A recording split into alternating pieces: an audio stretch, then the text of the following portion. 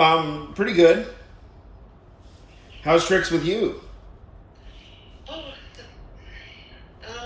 kind of okay. I've had quite a bit of arthritis. It's been hard to kind of get around, but other than that, I'm okay. That's good. How's like HVAC, temperature control, heat stuff? Um, Pretty good. I mean, it was pretty cold last night. I mean, really freezing cold. But I piled coats on top of me. Oh, well, I wonder why it didn't regulate. Well, I guess maybe it does, but I think the heat is kind of uneven in different parts of the apartment. I think if I'm up and in the kitchen and all, and walking around some, it's better there. Yeah. So, how's the heating situation in your place? Oh, I'm fine. Yeah, I mean, each room kind of has its own machine, and yeah, they regulate pretty. I mean, I pretty much regulate them manually. I don't really, setting something to be like automatically triggering. I don't know why it just never seems to. For some reason, I always feel like it only works half the time, and just the concept of like that you have this range, and then you have this marker that you're supposed to set somewhere in the middle of the range, and then like conceptualize which direction the temperature is in relation to the marker. It just like once I start to think about it, I just feel like no, I'm just going to turn it on and off myself. That's probably smart. Yeah. Yeah, I guess there's been a lot of weather in the United States. So. Yeah, I was just talking to Mark, and he says that they're gearing up for big snow. Oh my gosh. Wow. And then, let's see, I think it was Houston had big problems there. Oh, yeah? Yeah, I think there was, I get hurricanes and what's the other one? It's not a hurricane. Tsunami. Oh, no, I'm talking about... Tornado, yeah. Yeah, I think Houston had a bad tornado and a whole bunch of houses collapsed and everything. So anyway, people are gearing up for freezing cold. But that's interesting what you say about Mark up there. They're gearing up for a snowstorm. Yeah. Wow. Yeah. Yeah, there's all kinds of people in soup lines because they don't have enough food. And Oh my God. yeah. What you mean? Just you're hearing on like the New York City Evening News or what? Yeah, mostly I've been turning to the TV to hear stuff. Uh-huh. I saw Brian Lair. For the first time I've ever seen Brian Lair. I always listen to him on radio, So, yeah. So, yeah, and then the government is trying to pull all kinds of fast ones, which I guess you've heard about, and Well, I lost track a long time ago. Boy, these people are swift. I'll tell you that. Yeah. Yeah. So anyway, there's all kinds of people out there trying to bring food to people that might not have it and all that. So Mm-hmm. yeah. So that's good that they're out there. And I don't know what. The last time I talked to you, I mean, we were talking about Thanksgiving plans, right?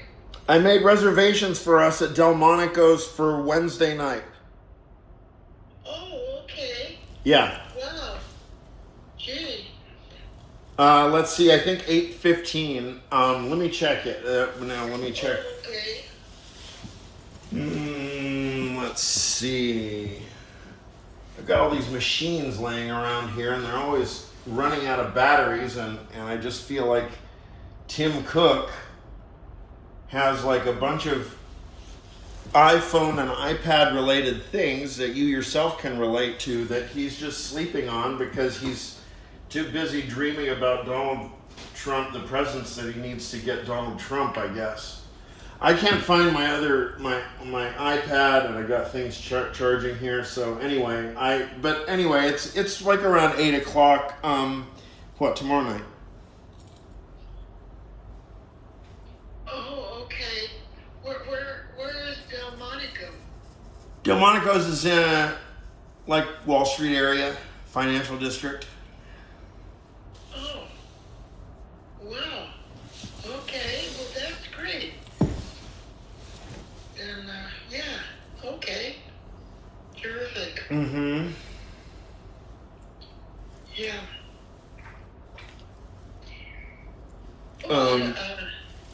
What else has been going on, dear mother? I don't have too much on my mind. How about you? I don't know. I've been thinking a lot about. You remember the Donald Trump dance party? Dance party? You mean the thing with the Saudi guy that was maybe responsible for the death of Khashoggi? No. I'm referring to something from at least a year ago, if not 2 years ago. No, what had happened was that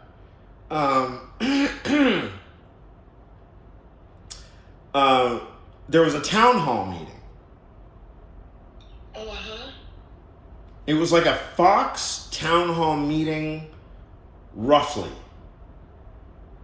Like a MAGA Trump town hall meeting, okay? Okay, so this was when? I mean, was I think it was, I'm getting confused, but I think it was like, hold on, when was the election? It was, the election was a year ago, right? No, it's November right now. It's exactly 1 year ago, right? Yeah, I think that's about right. Okay. So I think it was spring of, so if you go to the election 2024 is November 2024. You go back August, July 2024, you go back like sometime spring 2024. I think it was somewhere around there. So it was the last few months of the presidential race between Trump and Biden. Okay. Well, and Biden was the president then.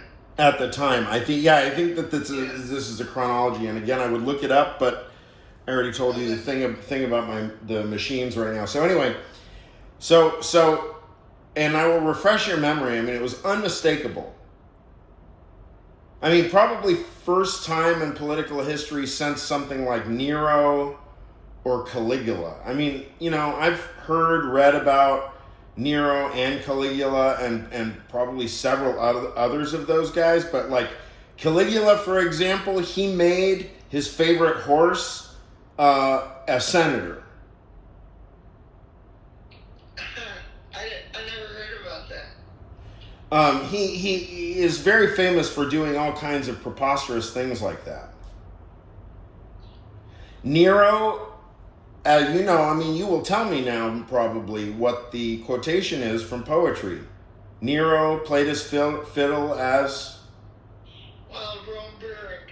Yeah. So Nero, and I should know this story because I'm like a music guy.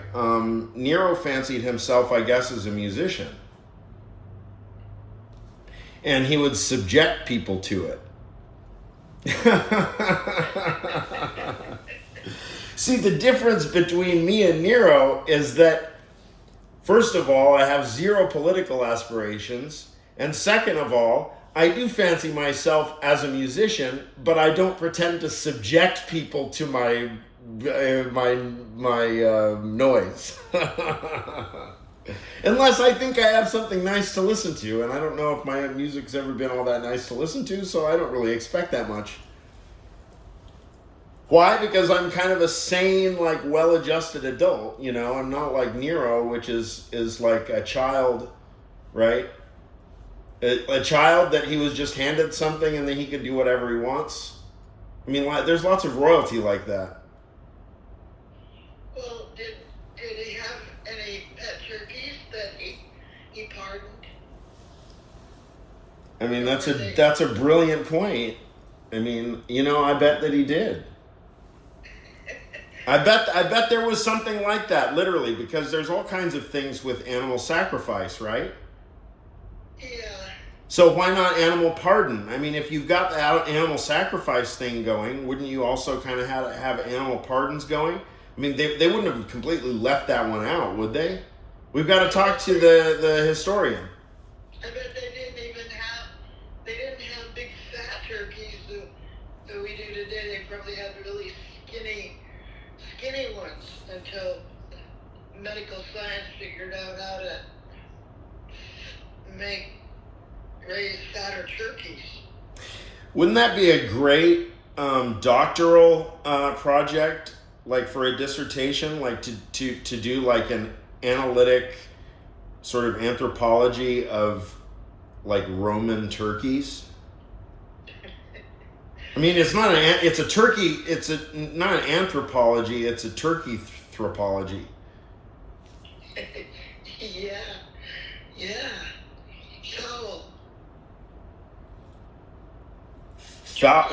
Foul anthropology. Is that no? There's probably ornithology is what is that? Bird watching. I think it's science of bird science or something. Ornithology. Hold on, I have to give myself some water. 1 second.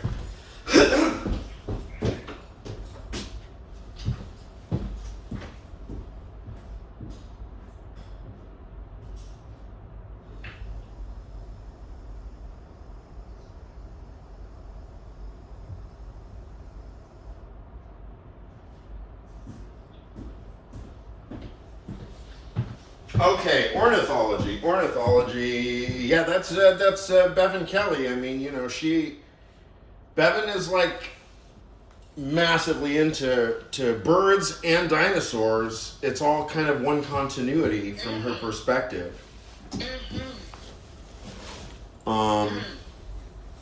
That's something that I never really appreciated, and until she would really she would say things like, people don't get it about birds. They're fucking flying dinosaurs, man. It's the coolest thing. Yeah, it's crazy when you think of that. You said that was Taylor? No, Bevan Kelly, Blevin Blectum. Oh.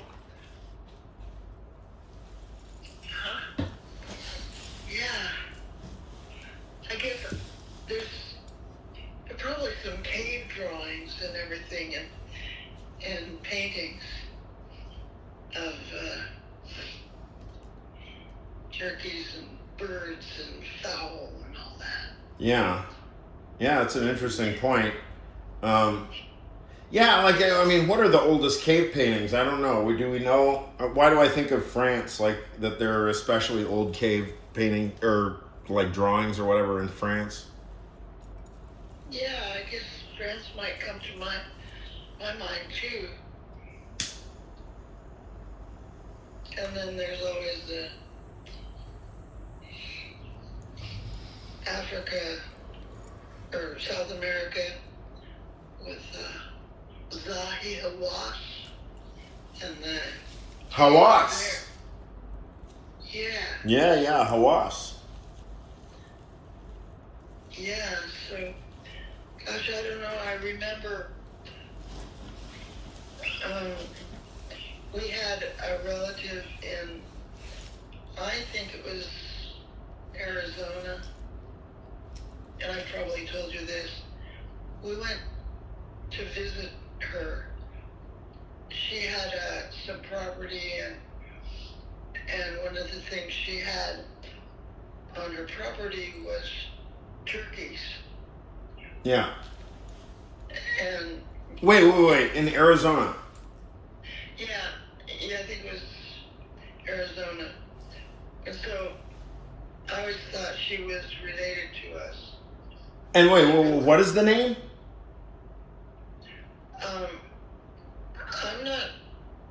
I'm not sure. I can't remember. I want to say Auntie Mac, but I'm not even sure about that. Yeah. And anyway, she had a lot of turkeys, and it could get really hot down there in Arizona, but she was right next to the river. I can't remember what river it is. Yeah. And so the turkeys took to hanging out at the river and wading into the river to cool off. And turkeys don't do that, you know. Yeah, that's extraordinary. I mean, that's so interesting. I mean, so that how much of a kind of like what would be the word, like, how much of a compromise does the turkey have to make in order to be just like, okay, this is the only way that I can cool off. I'm just gonna have to get wet. Yeah, they don't. I mean, if they were ducks, it would be okay. You know, they'd have wet feet and they could swim. But right? Yeah. Turkeys are different. Yeah. Yeah, sometimes I wish I'd paid more attention to what the people say in Wyoming and people that, you know, relatives and stuff. Well, we're paying attention now. I mean, I think it's pretty soon that we're going to get in touch with somebody. I mean, I don't know if it's going to be April because she's... Well, April's... I don't know, unless she's kind of chilled out. I don't know, but she's just so wired all the time. Yeah. Well, and Gary died, her dad, so... Yeah. What year did he die?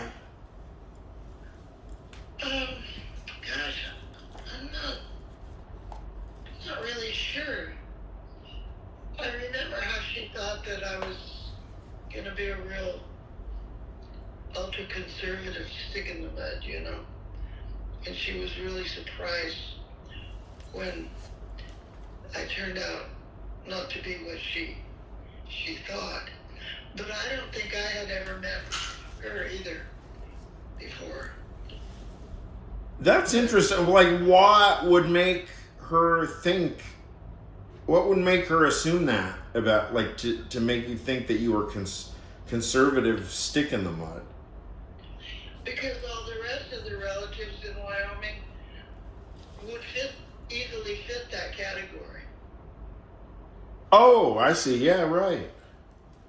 Yeah, she probably just assumed I was one of them. Yeah, right. It is Wyoming after all. It's only logical. Yeah. So Yeah, I don't know. We had sage chickens in Wyoming, and if somebody shot sage chicken, I mean they were treated just like A sage chicken? yeah, that's what they called them, and they would be cooked basically like the chicken. I guess I don't know if they actually were in the chicken family, but yeah, we had them to eat. We had rabbit too to eat until rabbits started getting tularemia, which was not good to eat rabbits anymore. Oh. Rabbits were cooked just like chicken, like Yeah. they fried them. And Right. Fried rabbit. Yeah, like fried chicken. Huh. Yeah. So. Well, I mean, yeah, the stifado. Stifado, you know that word? Yeah, I've heard it. But is that chicken or rabbit? They use rabbit 80% of the time. Ah. So I guess their rabbits were healthy. Yeah, I guess I would assume so. I mean, they also, like Mariana, she will still make it here sometimes. I guess she's got the hookup for rabbit in where is she? Brentwood Hills? Yeah, I'm not sure. Yeah. Well, you just mentioned something about we're finding out stuff about our past relatives or something. Just a little bit Yeah. ago. Yeah. Yeah, all the relatives on the Swedish side, we have all the family tree history. We have the whole shebang Yeah. for the Swedish side. You mean in our own archive? Yeah, Uh-huh. and we can't get some of the, like, places that those things might be. We can't get them open, like the file cabinets and stuff. So. Yeah, well, why don't we keep the idea alive to bring Mark and Jean, and we can really sort out a plan of how we're going to get your apartment straightened out, because yeah, those obstructions just don't make any sense for us to both be it, because it just occupies like probably 10% of our consciousness, each of us respectively. Yeah. And that 10%, I would prefer to use it. Yeah, I've been thinking the same thing. And so yeah. So let's focus on it, because I can feel that now. I can feel that as a limitation. Yeah, because I keep coming back to it, like, oh fuck, I got to do that, but then I get distracted, and it's like, after a little while, you start realizing like the limitation is just going to sit there until you do something. So. Yeah. I was talking to the last time I talked to, I guess it was Christopher, the landlord. Yeah. One of the guys. I said, the barbecue area that goes along with my rent here, and I said, I've never used it, and I said, for me, I have a hard enough time just, getting around. Mm-hmm. And he said, well, And I said, well, is there any possibility, since I'm paying for that and not using it, it's, it's valuable space, but that's on the roof, and all the weather and all that. And I didn't say that part about the weather, but I said, is there any chance that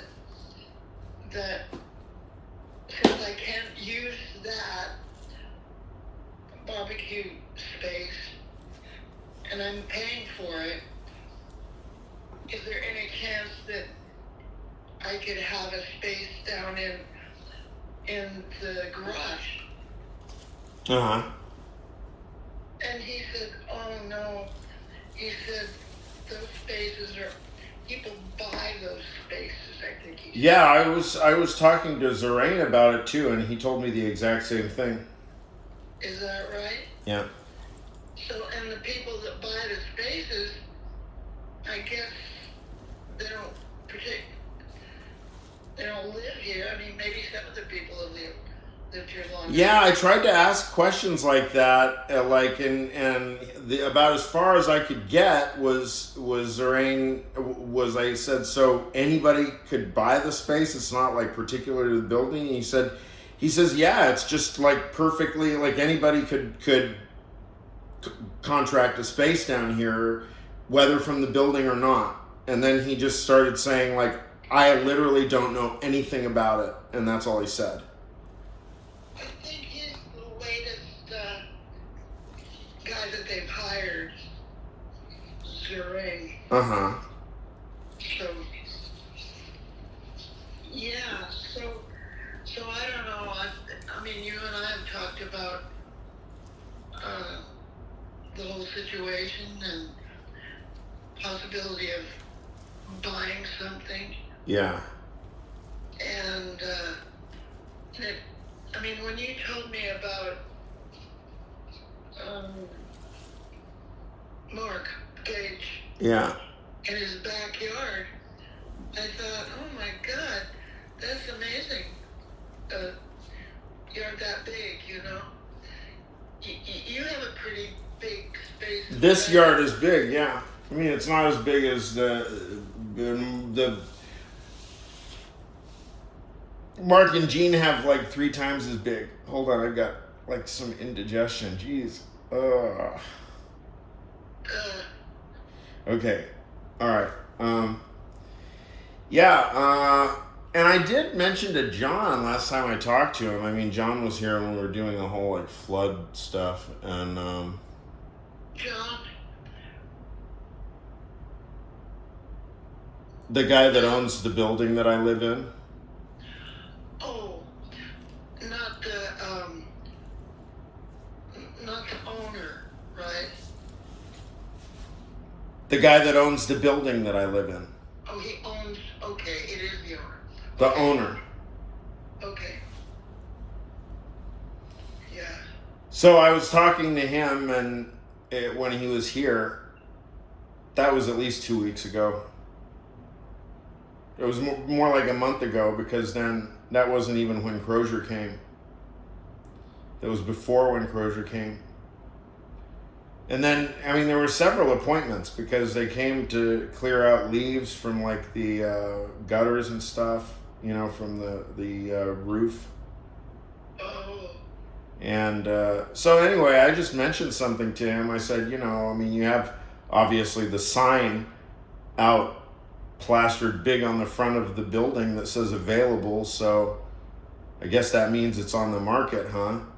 And he's like, perfectly ambiguous and ambivalent about it. Absolutely perfectly inscrutable. I can't tell.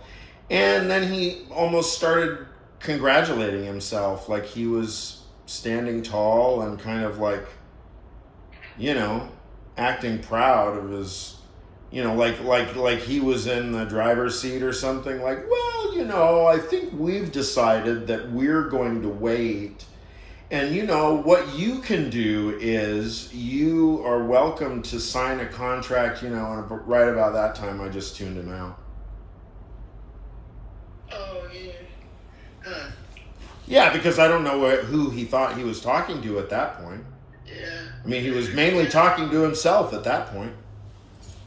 Yeah, I remember periods of time when people were so desperate to sell that they would sell with the option to buy at the current price, Yeah, that's exactly what he was explaining to me. And he was explaining it to me like I was 7 years old. And then when I started asking him questions about how it works, guess what? He didn't know anything about how it works. Oh, that's crazy. So then, yeah, why is he bringing it up then? Oh, you can do an option to buy. Oh, okay. How's that work? Oh, I don't know. Yeah, and when we bought the property down in Irvine, of course, I told you all that. I couldn't get a fixed rate loan because I didn't have any proof, that I had handled loans before on my own. So that variable loan was really awful. It was the low cap was I think it was 7.5% or something. Yeah, I mean, this is a veritable canonical axiom of you and me. I mean, our family, right? I mean, this thing, because it just haunts you. I've been hearing about this for my whole life. Yeah, and I don't blame you. I don't blame you one bit. I was over the moon when I had established my creds, and proved that I could pay things on time and be trusted and everything. So I remember that I got a loan. I kept going down because it wasn't worth all the money you paid to refinance unless it would take your loan down like a couple points. So what was the full range? Well, when we first moved there, since I couldn't get the fixed loan. Now, when did we move there? 1983. Okay, perfect. So we actually moved there in like June of '83, and we spent the summer in that rental in Northwood with all the water and the toads. Oh yeah, we actually had toads in Irvine too. Irvine, yeah, Northwood. That's what I'm talking about. No, I mean in 9 Wildflower we had toads there too. Oh, right, yeah. Oh, don't I know it? I mean, yeah, all that whole area, like behind Annette's, like next to her garage, yeah, it was just it was full of critters. Yeah, they were so cute, those toads. I remember Jeffrey really was crazy about the toads. Yeah. Yeah. Right, yeah, that is true. Because he could stay up forever. Yeah. Yeah. But anyway, what was I gonna say? Oh, about I went down I finally got a fixed rate at 6.375. I still remember a percent. 6.375. Yeah, and I was over the moon. I was so happy. Yeah. And now 6.375 is considered really high for a loan. What is it? It's down to what, 3 or 4% now? Last time I checked was like, I don't know, 10 days ago or something. I don't even remember what it was. Yeah, I guess my point is that until I started being more aware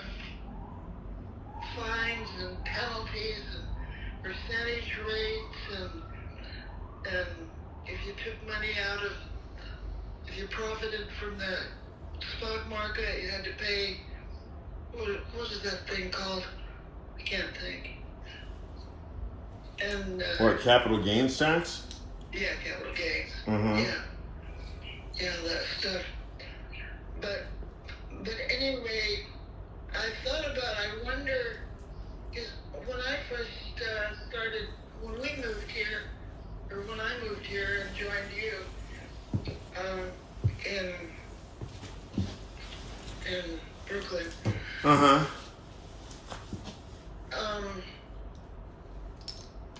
what was I gonna say?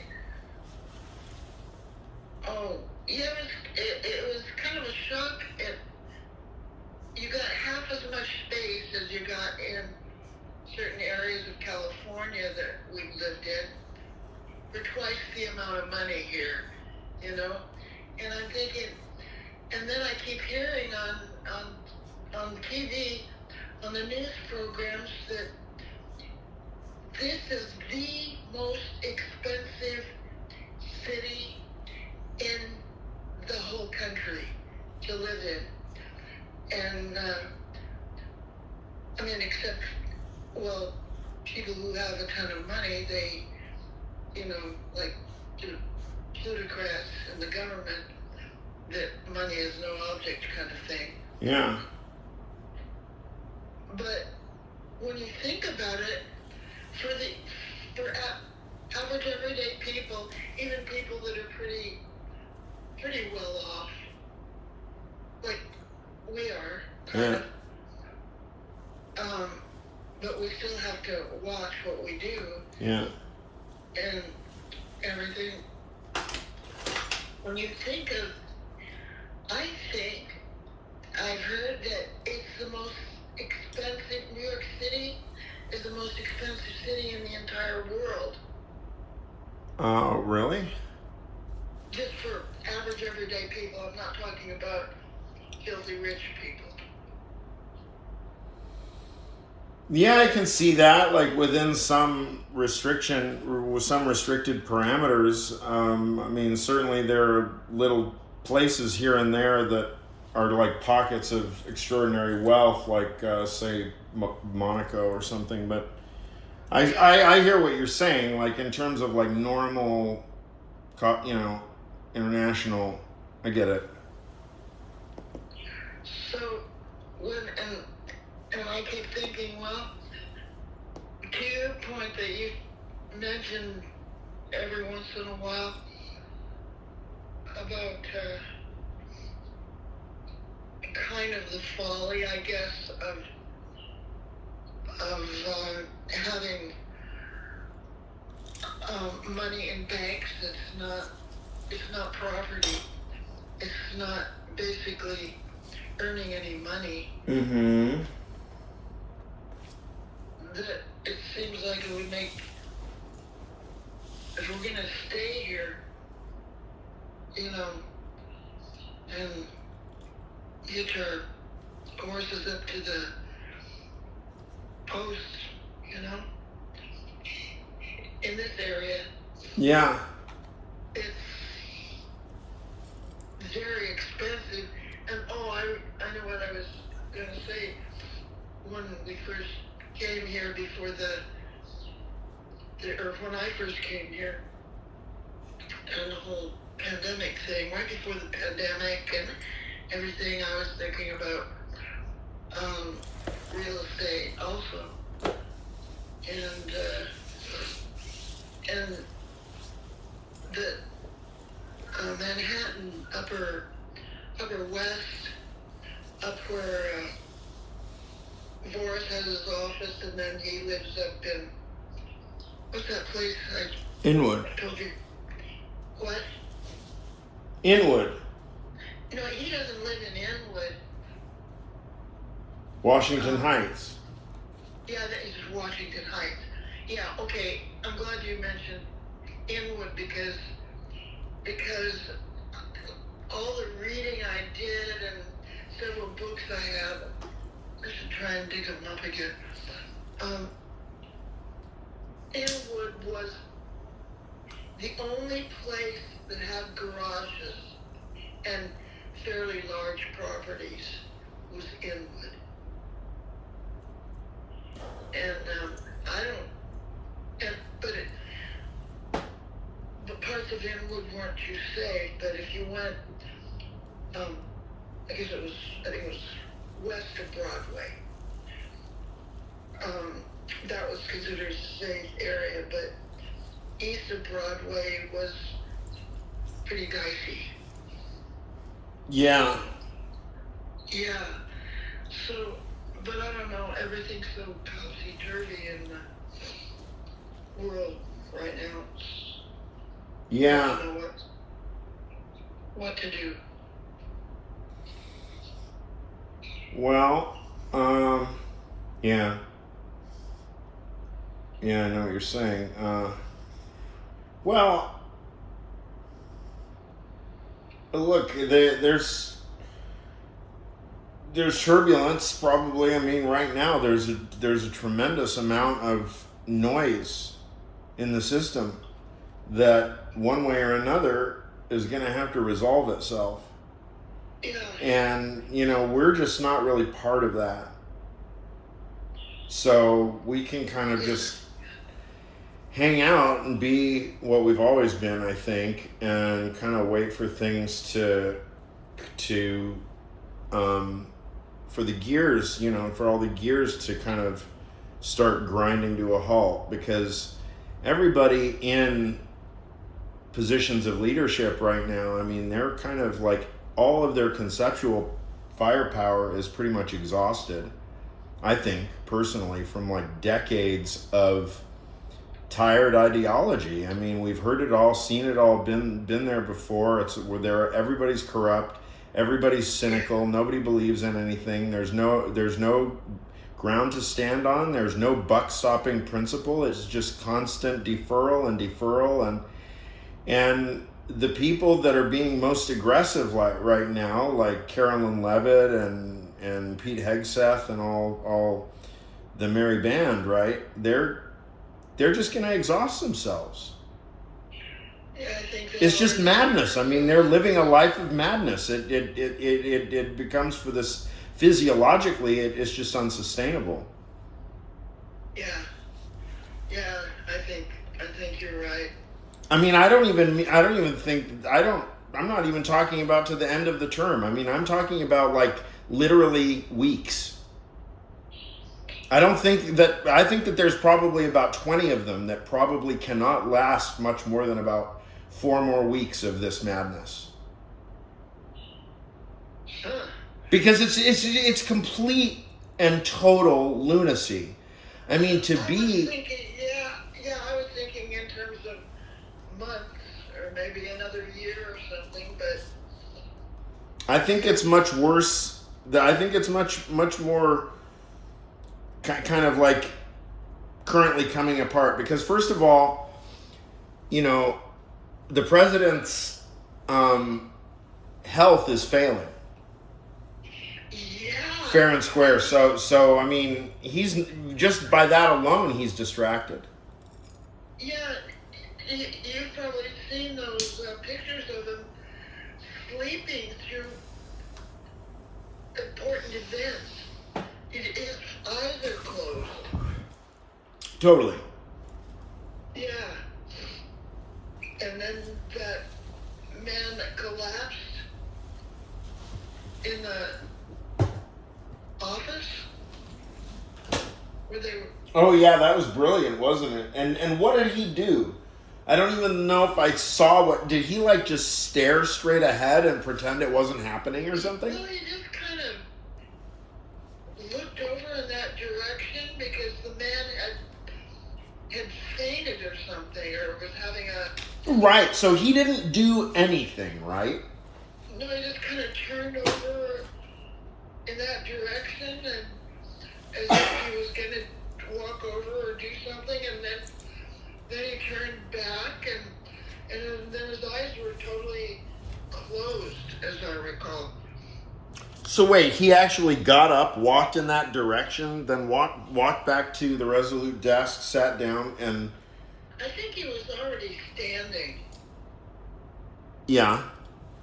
Yeah, and just kind of leaned over in that direction because the guy had, oh, what do you call it when somebody, not fainting is the wrong word, when they have a brain, what do they call that? A stroke. Mm-hmm. I mean, it looked like he was having a stroke, and his, they were trying to get his legs up, lifting him up, and get help. Somebody had gone to get help in a stretcher and emergency crew or something help, and Trump seemed totally oblivious to the whole thing, and his eyes just were totally. Again, I don't know whether he just sat down. I don't really. It's really fascinating that you're really like just tarrying with this point, I think, because I think if we get the video out and actually scrutinize it frame by frame, we can actually read like impulse reactions that are tied to just raw kind of like libidinal and repression dynamics, right?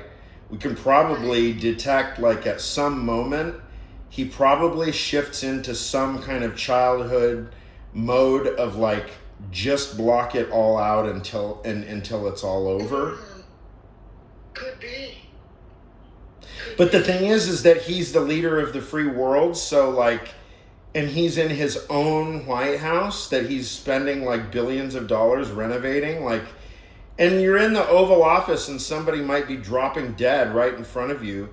You are the one that is supposed to be right there over him, trying to resuscitate him without any hesitation. You don't even ask if there's a doctor in the room. You just do CPR because, of course, the president is making. Everybody knows that the president has to know CPR, obviously.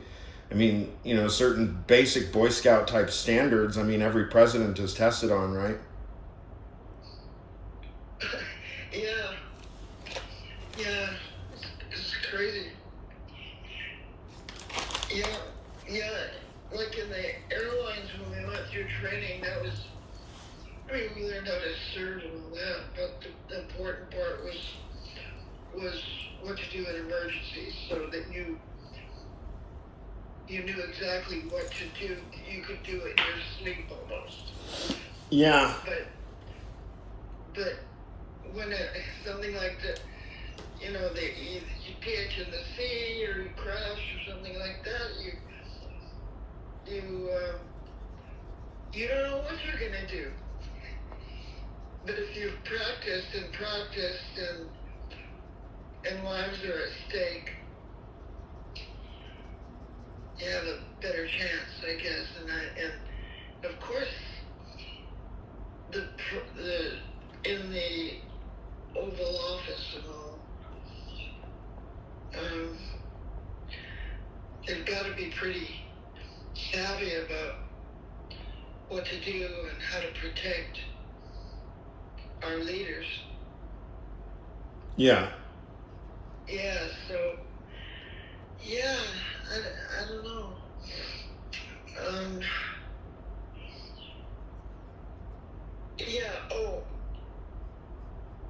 I guess Inwood is thinking about checking out Inwood at that time until, then the whole COVID thing happened. Right. Yeah, that was good timing, wasn't it? Yeah. So, I don't know, this country, the whole world is pretty topsy-turvy now. Yeah. And they keep talking about Ukraine and Russia and everything, and how Trump and his band of merry pranksters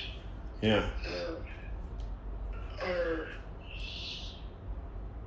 trying to interfere or trying to stir up fighting what is it, Argentina? Or, no, it's, I'm getting mixed up about where. How recent was this? I mean, this is what? What is today? Tuesday the 25th? Yeah, I think it is the 25th. Yeah. Or. And so when did you hear this? Like this morning, or this is? No, this has been going on for a few weeks. And where did you say, Argentina? Well, Argentina is the problem, and then what's right next to Argentina? Brazil? No. Uruguay? Paraguay? No, way up high, like we're, Next to Argentina, but way up high? Like, you mean the... That's Africa that I'm thinking of. Okay. Oh, it's not, I think Argentina is involved, and where is that professor that, Carlos Padron? You know? Yeah. It's the country he's from, I think. It wasn't Brazil? No. I would have guessed either Brazil or Argentina. I mean, I spent a certain amount of time, actually. I spent about an hour, like, looking up his CV and stuff, and so I, like, kind of get what he's about, but I now I forget where he's from. He sent me a totally dismissive response. It was really kind of silly. Well, that sucks. So, yeah, well, we've been bombing one country over there because the excuse that the Trump administration is using is that, drugs, like fentanyl or something, I think. But. Oh, you mean Venezuela? What? You mean Venezuela? Oh, yeah, I think that's it. Yeah. Oh yeah, all the pet, like the Pete Hegseth stuff, and like bombing like cigarette contraband boats and shit like that, right? Yeah, and it's not coming from there, they keep saying. What's not coming from where? Who keeps saying? The people more on the left are saying the drug problem is coming from Mexico, and so there's no reason to be bombing people in boats, Mm-hmm. and killing all those people. Yeah. The pretense that we're bombing people that are dealing drugs. Yeah. Yeah. Right. Yeah, I know I'm getting everything all mixed up. No, I mean, I hear what you're talking about. Yeah, it's a you know, I sometimes I sit there and try to come up with words to describe things like this, and then I start wasting my time and I just move on. I don't know what it is. Yeah. Oh, I heard something interesting. I was looking up. Well, I didn't hear it. I read it in Wiki. I looked up Castaneda. Yeah. Like Carlos Castaneda. Yeah. And he's really from Peru. Really? Yeah. And his last name was not Castaneda. Whoa! His father's name was, can't think of the name, Aron, or anyway, it was his mother's name that was Castaneda. Oh.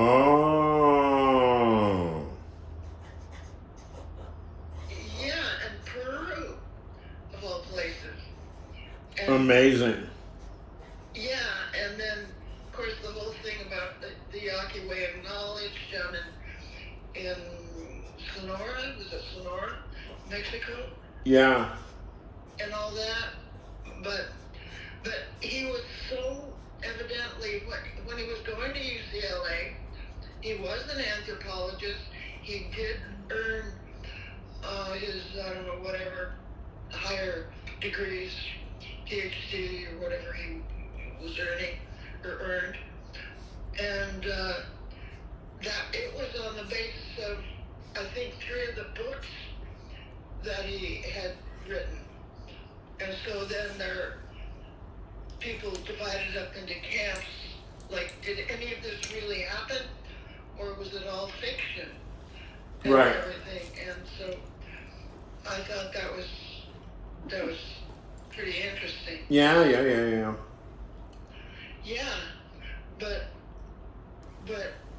I think in a number of Spanish-speaking countries,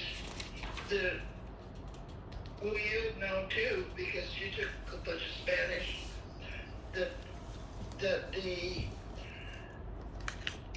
wife's maiden name is included in the full name, like Maria, what would an example be? Maria Castaneda, and then the last name of the man she married. What was that super long Spanish last name that we were talking about like 2 days ago? Do you remember?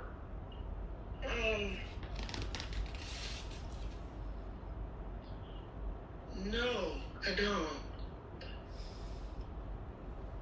That was us. That was us. Huh. What was that in regards to? I don't. Yeah, it kind of vaguely sounds familiar.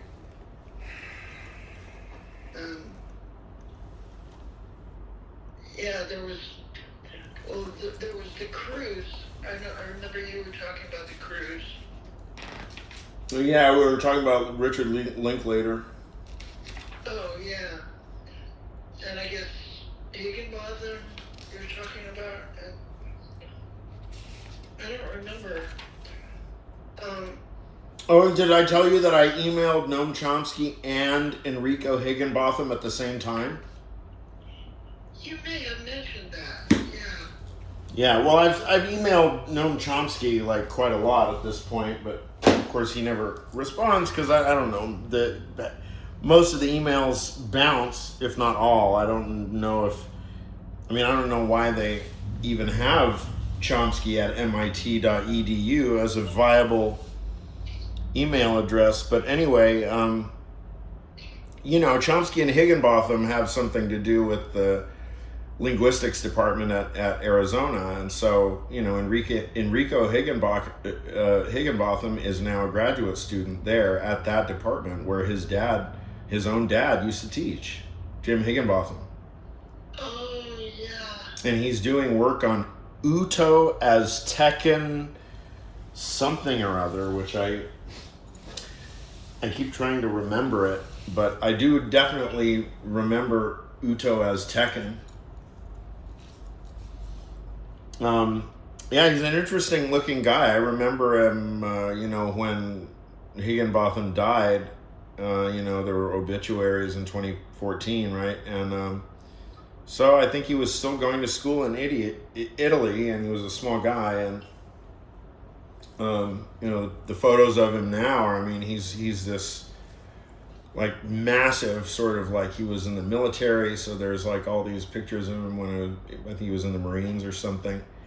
And he looks like a motherfucker. And if you look at his CV, like he's got all kinds of.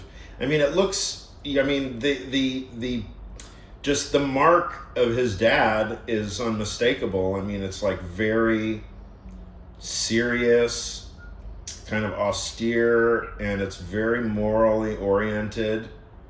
Like he when he was in the military, I think he was a volunteer soccer coach. I don't know if he has his own family or what his deal is personally, but of course it's none of my business. But I mean, things like that's just like really, you can tell when somebody chooses to do something like that, like they're paying attention to things. And also, I mean, I don't know exactly what Jim Higginbotham did in the Army, if he was in the Army in Vietnam, but something makes me think, where I got it somewhere, that he was a military police. And I've just been kind of jokingly referring to that as sort of like I come from the philosophical lineage of the moral police. MP. Yeah. Oh, you know what I heard?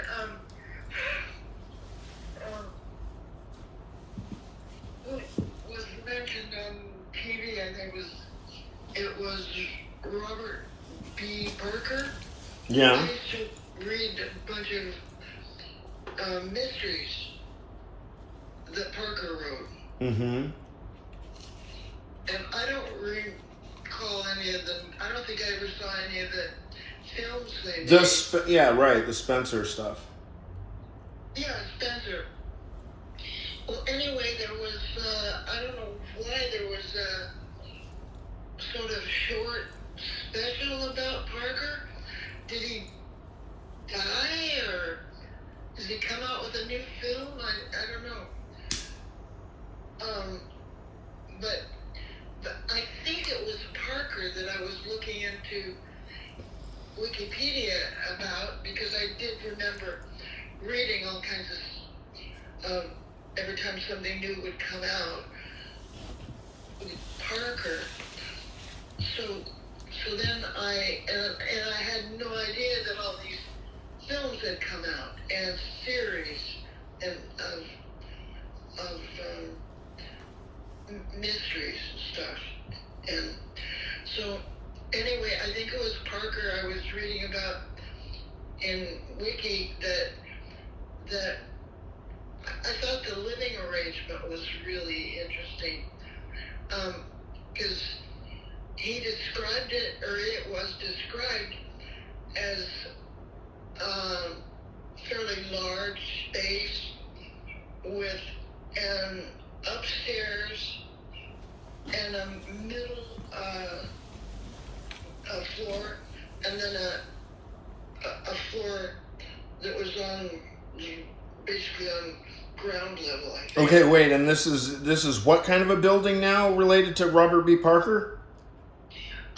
Where he and his wife lived.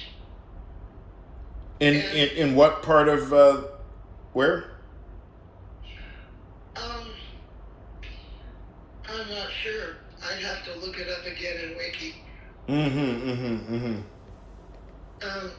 But at any rate, he said something like, I think this is Parker. I looked up several things. But that he loved his wife. He adores his wife. Yeah. But he didn't like sleeping with her. And so, you know how people, a euphemism for sex is if somebody's sleeping with somebody. And he said that it worked out really well because their arrangement, because one of them had one whole floor to themselves, and the other one had another floor to themselves, and then there was the middle floor where they kind of got together if they wanted to, I don't know, eat together or have people over, something like that. And I thought it was kind of interesting. He loved his wife, or loves his wife, but he doesn't want to sleep with her.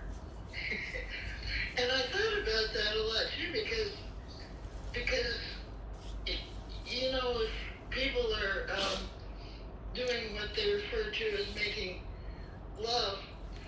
then there's the after part, where they're... The cigarette part, yeah, I think, is the technical term. Oh, for the guy, yes. Oh, no, that's unisex. Well, it wasn't when I was young. Well, it's a brave new world here, Mother. Yeah, I know. And I've told you many times that I'm far behind. So, anyway, I thought that was interesting because if you're lying in bed and you're kind of entwined in each other's arms and all, and your arm goes to sleep if somebody's head is on your arm, or their arm goes to sleep, and it gets very uncomfortable after the first glow, and so I thought that was pretty interesting that he said, well, he didn't like sleeping with her, he liked making love with her, but sleeping was a different thing. Yeah, no, this is a very profound point. I ponder this endlessly. Endlessly, I have pondered this. Because that very phenomenon that you just described plays such a massive role in my life with women. And because I can never figure out what to do, and neither can they. Right. I mean, you just have this experience with somebody, and it feels good to be with that person, kind of entwined in their arms and all, and then you don't want to spoil the mood or something, and so you're lying in these uncomfortable positions. Yeah, I hear, like, right on the money. And, I mean, I guess my version is something like, well, if there's no reliable way to know what the hell is the other person's going to do from moment to moment, then you're always kind of like in the final almost apocalyptic moments of the relationship, like no matter what. I mean, and you're just laying in bed, but it's like, is this the last time that I'm going to spend with this person? Because they might just wake up in the morning and be like, you know what? You're stupid. I'm out of here. I mean, that's the norm. So, the whole concept of, sleeping with a woman, I mean, sex with a woman and then sleeping with a woman has been just impossibly fraught for me, because it every step of the way is just like an absolute existential crisis, and I don't know what I'm supposed to do. Yeah. I mean, this imminent threat, right? Imminent, like IMMINENT,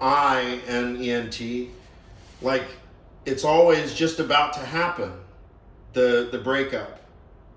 I mean, that's the world that we live in for decades. I mean, that's the world that I grew up in. You're always just a hair's breadth away from the next breakup, and like that's why I quit. I just completely quit relationships, right?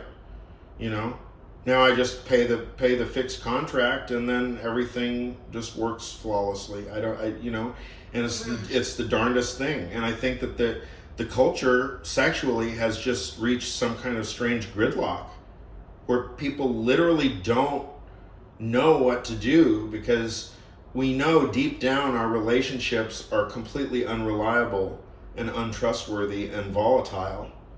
And yet they're the only really basis of any kind of metaphysical foundation of existence left that we can really believe in. So we just overinvest in one person, and that's already doomed to failure from the gates because of the Oedipus complex. I mean, it'll just fucking grind you into the ground and bury you with the worms. I always thought crushes, you know. People would say somebody has a crush on somebody else. And I would think, well, people are putting their best foot forward then. And you don't start, until the honeymoon stage is over, you don't start seeing the actual person. You have a flawed idea of what... So here's another way that you are definitely like behind the times. I'm sorry to interrupt. Like, there is no such thing as that now. Like, there is not even a honeymoon phase now. That's a kind of childish Hollywood dream. No, the way that people date now, the only way they can date is in absolute contrived artificial defensiveness. There is no such thing as letting your defenses down now. Huh. Absolutely not. Because what is the basis to trust somebody? You're not gonna give them any authentic emotions because they're gonna be gone in 10 minutes. Literally, you don't know if they're gonna get a text message when you're just sitting with the person at dinner. They'll get a text message and fucking walk out and just be like, later. I mean, that's literally how free people are. And that is as it should be. That's not people's fault. That's the institutions involved fault. I mean, that's like you were telling me that the idea of, you were telling me, I don't know, a year or so ago, that the idea of dating was old-fashioned or something. People don't go on dates now. Yeah, I've been told. We're saying to you that in the, I don't know, one of these restaurants down close to where I live. Allswell. You were, okay, Allswell. Mm-hmm. Yeah, they were telling you, when you use the word date, they said people don't do this thing you're calling date anymore. Yeah, I got bona fide weird looks. Yeah. So, but I still have this idea that, I mean, if a person is really young and they want to have children and all that, I think maybe that's more an old-fashioned view that people have. You know, the white picket fence and the 2.3 children or something like that. Mm-hmm. The kids playing in the backyard and all the teenage dreams. Mm-hmm. That kind of thing.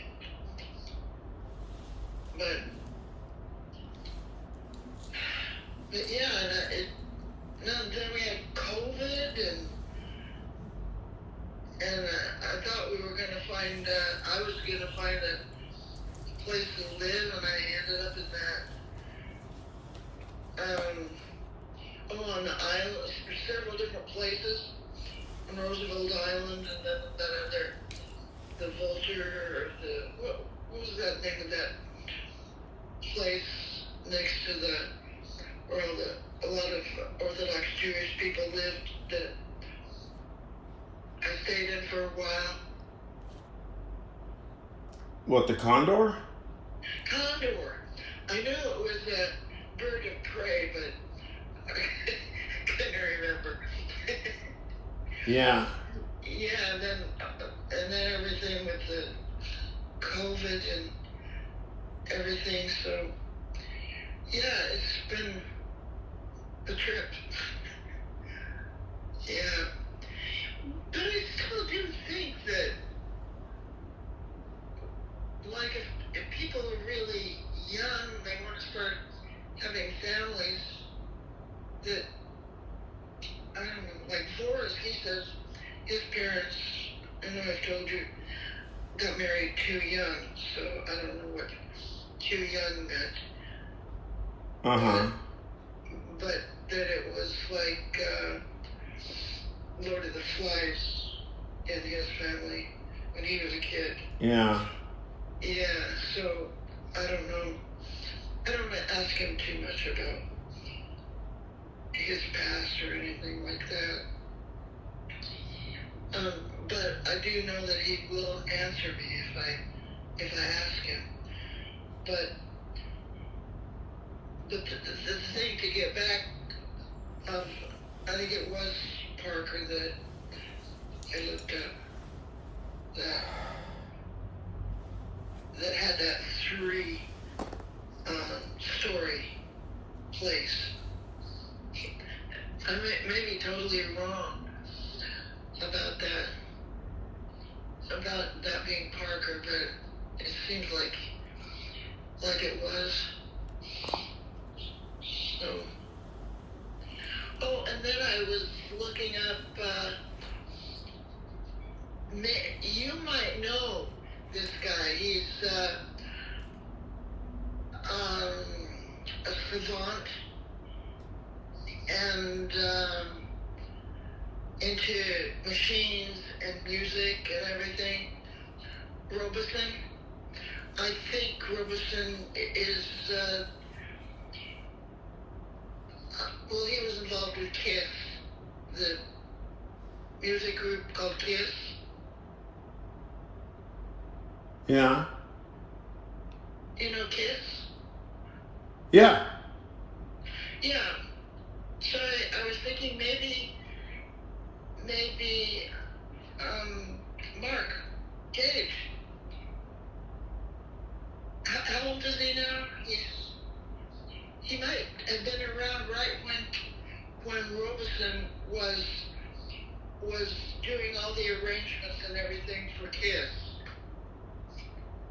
Yeah, no, he will know all about this because that is definitely his era of where his music knowledge is completely encyclopedic.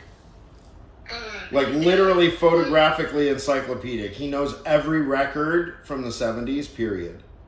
Huh. Well, yeah, so anyway, what's his name? Augustus Burroughs. I think that's his older brother, Robeson, who's the savant.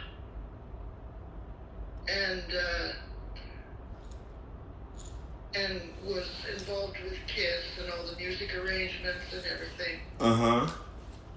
So, and let's see, Augustin Burroughs wrote Running with Scissors, and I think one side of his family was Greek, and the other side was,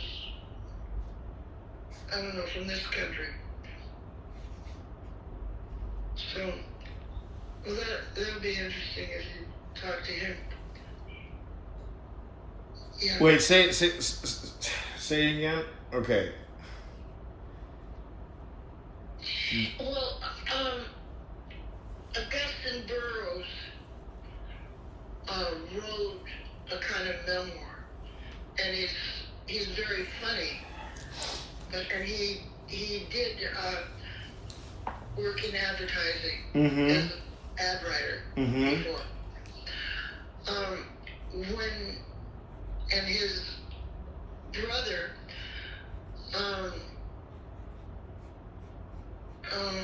what did I just say? Robeson is enough older than Augustine. They had a Greek on one side of the family. And I think the father was Greek. And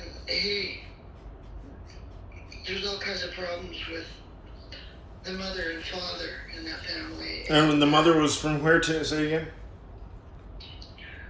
His mother was from this country. But the father was from Greece, I think. Yeah. And so the mother was kind of a creative person, but had all kinds of problems with, I don't know, depression and whatever. And she was a poet, I think. And she kind of flaked out and disappeared at points, I guess.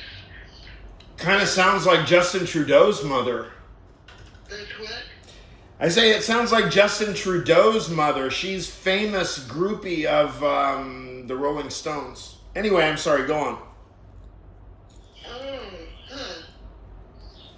And now guess who Justin Trudeau is dating? Who? Katy Perry. Oh, gosh. Rock star. I think I heard that on the, when they have fillers between the news. But you get the connection, right? You get the psychic connection, the Oedipal connection. Oh, well, Justin Trudeau's mother and Katy Perry, the connection. well, tell me. Katy Perry is a pop star at the highest level. Right, okay. And Justin Trudeau's mother was a groupie at the highest level with the Rolling Stones. Oh, the Rolling Stones, okay. Wow.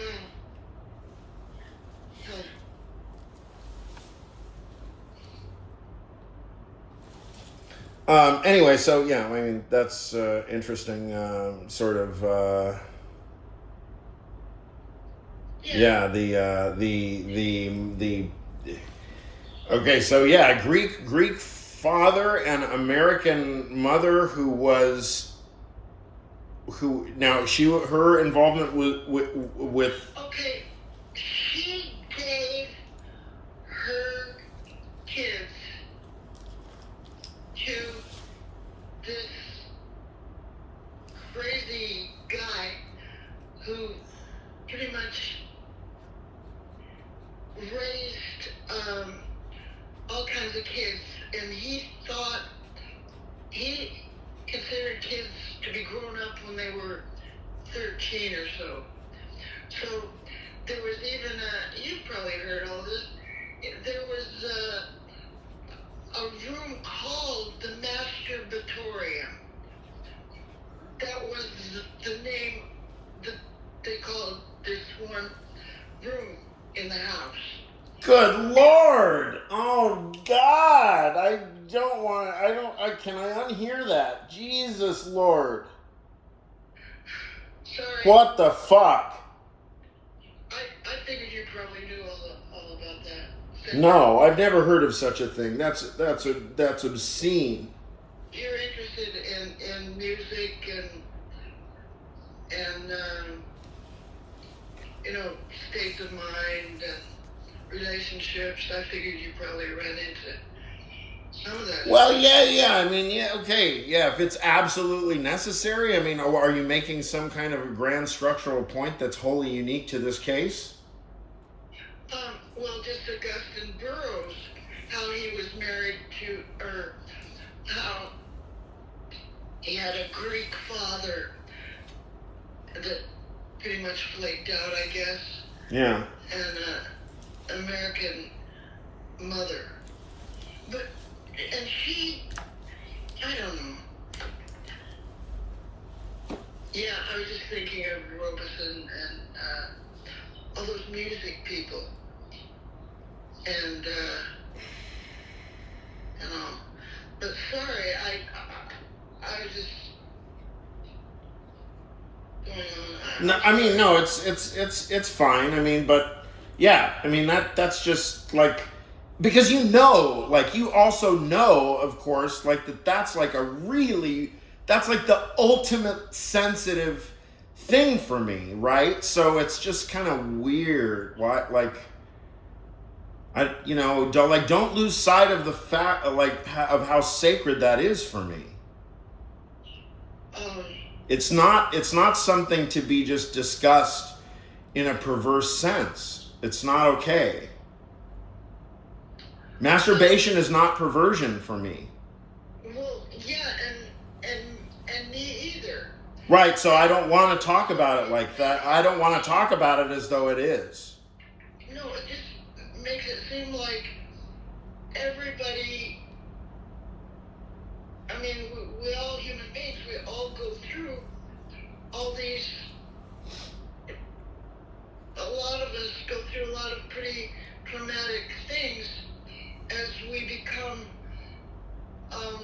teenagers, and we become really concerned with our relationships with the opposite sex, and all kinds of things that happen to us that we kind of don't think happen to other people. Or it's easy to look at other people and think this person or that person probably didn't have anything like that happening. And right. And like me, that's what I thought. And Yeah. No, I hear you. I mean, it is also important. I mean, I do agree that there is. I mean, you're actually right. I do tend to think that there is some kind of moral duty if you know about something that's utterly horrifying and appalling. I think that there is some kind of moral duty to make sure that people understand that such things happen. So, I mean, I guess from that point of view, my precious feelings are not really the first order of business, I think. So I retract it. I'm sorry. No, well, I think each person's feelings are really pretty sacred to that person and to people around them that they love and love them, and but yeah, I mean, gosh, my ideas were totally off base, when I was a teenager and everything. And I mean, I look at advertisements on TV now, and they talk about every part of the human body. They advertise products that they call them by the medical name a lot of times, or the current trendy name that's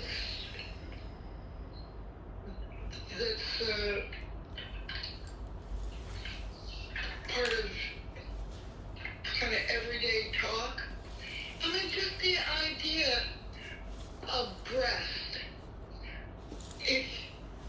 And I know I've told you this, but in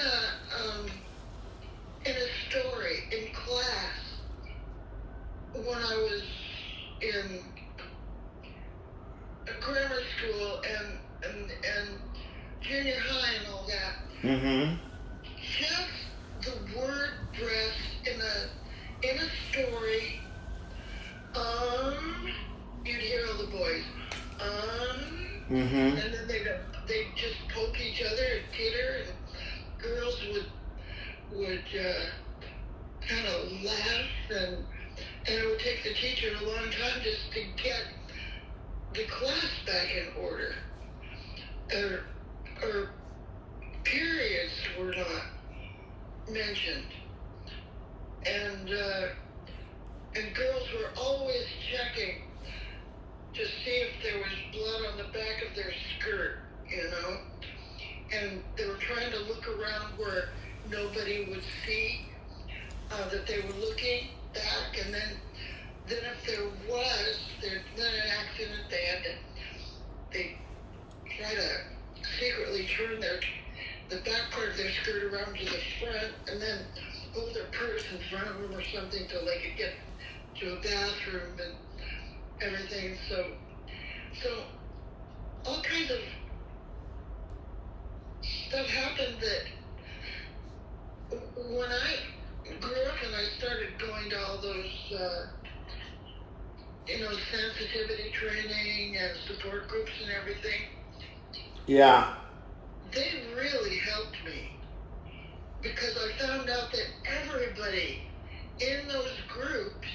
Yeah. had been through. Sometimes I thought to hell and back, you know. Yeah, I mean that's the only way you wind up there is if you're at your wit's end or whatever. I mean you don't know what to do. You start to what Hail Mary passes or whatever.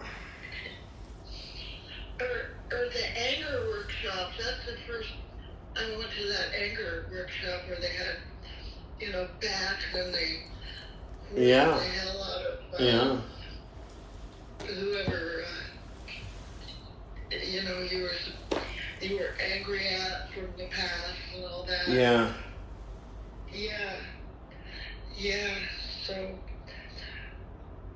I don't know, but I do hear what you're saying. I mean, that's got to take up a huge amount of energy, like what happened to you and everything when you were a kid. I mean, that's precious energy that if you had known more. Yeah.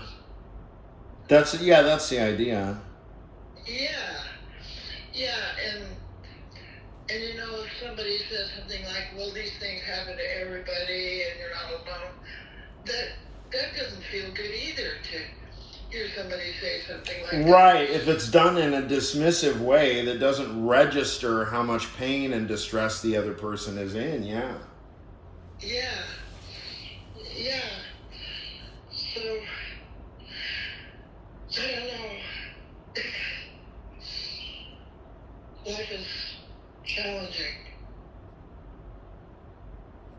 Yeah. Isn't that pretty that's a profound statement, right? Well, yeah, I mean, after going through the whole process and then coming to the conclusion that life indeed is, what did you say? Challenging, yeah. Well, no, that takes on the signification of the whole entire discussion. I mean, we've been on the phone for over 2 hours now. Oh, we have? Oh, my God. Not that I'm complaining, but I think I am getting hungry. I need to go eat something. Yeah, you keep thinking I'm going to go cook some eggs, hard-boiled eggs. Yeah. Well, okay, so this is this Tuesday? What day is Yeah. today? Yeah. And so Tuesday is, I keep wanting to say Halloween, is Thanksgiving, right? Niall Ferguson Day. Niall Ferguson? Yeah. Remember we were talking about him?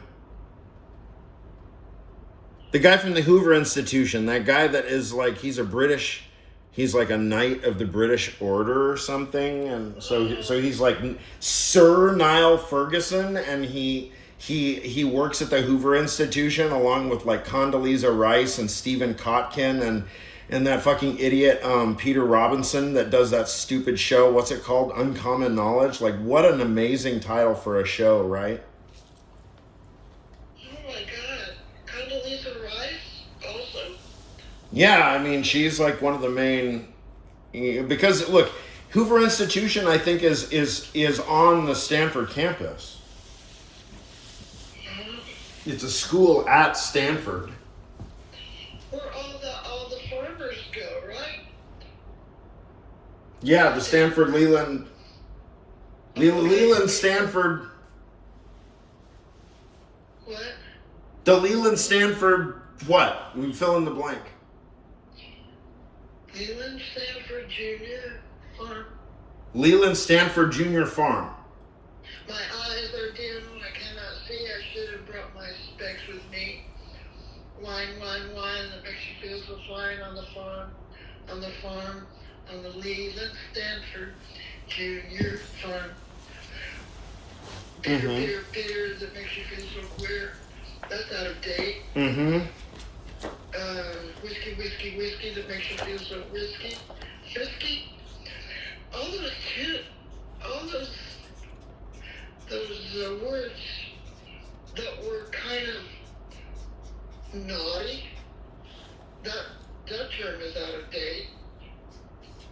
Mm-hmm. are no longer naughty. And it's like Gone with the Wind, you know, where Rhett Butler said, damn, for the first time in an American movie. And people were stunned. He said, damn. Frankly, my dear, I don't give a damn. Yeah. Yeah. So, okay, so what are we talking here? We're talking about... We have to get off the phone now. I mean, we're on the phone over 2 hours. I'm starving. I'm trying to so this is Tuesday, and then day after tomorrow is Thanksgiving, right? Yeah.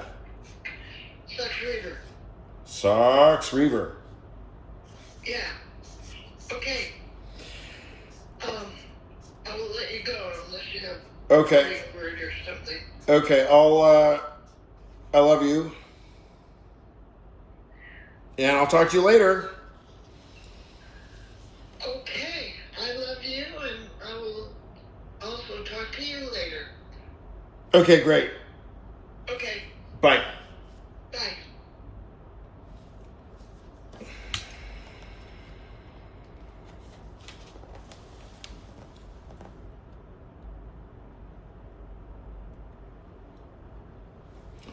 Yeah, some of those are my instructors. Dreyer. Studied ethics with him. Deontic logic. Hell yeah. Let's see if let me see if I know anyone else. Yeah, Dreyer. Oh, he was hard on Nietzsche. He was like really one of the first teachers that I had who was like, y'all are into Nietzsche, huh? Because you're in college. And then he, basically, he was like, let me tell you how it really is. It was fucking dope.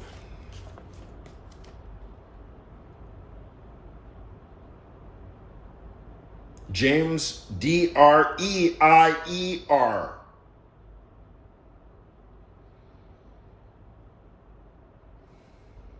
Well, I mean, I know all the names, but I'm looking for somebody else who's my teacher.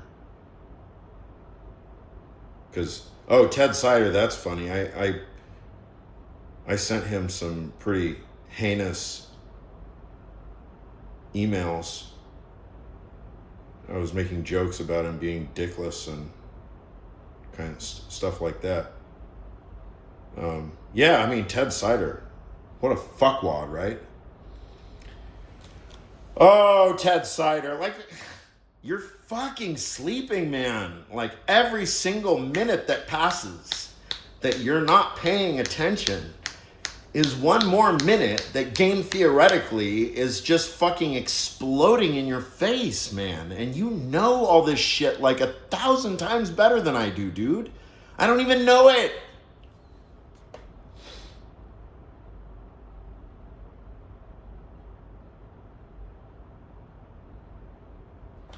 Peter Van Inwagen, right? My homeboy. Ja Rastafari. Professor Van Inwagen. Respect. I've probably spent several thousand hours on your work. I mean, you are a James Higginbotham figure for me. Dr. Van Inwagen. You're a great thinker. Whoever this is, who was this? Oh yeah. Cider.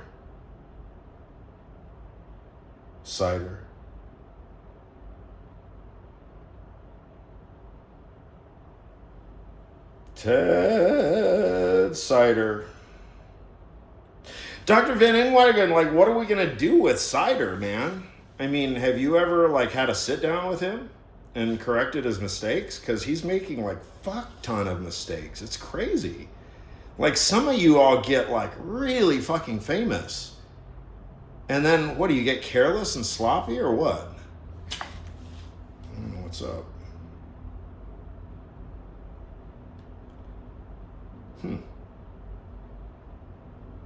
Ernest Sosa, of course. I mean, I've never met the man, but yeah, he's hardcore. Pantheonic name, Ernest Sosa.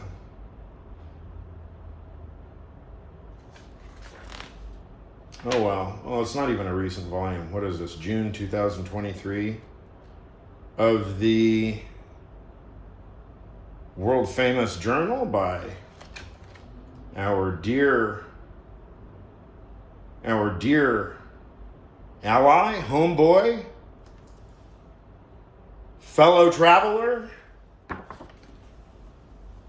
Hector Neri. Oh no, I'm gonna go like this.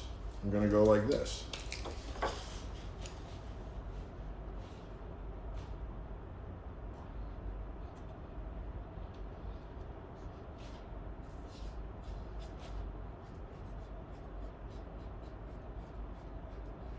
Here we go.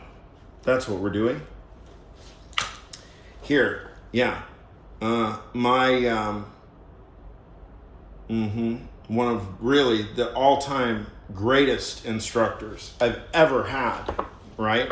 Right up there with fucking, well, I don't know. I'm gonna really split hairs, but yeah, this. So it's Hector Neri Castaneda Carlos Wendy. It's like another one of my teachers. Yep.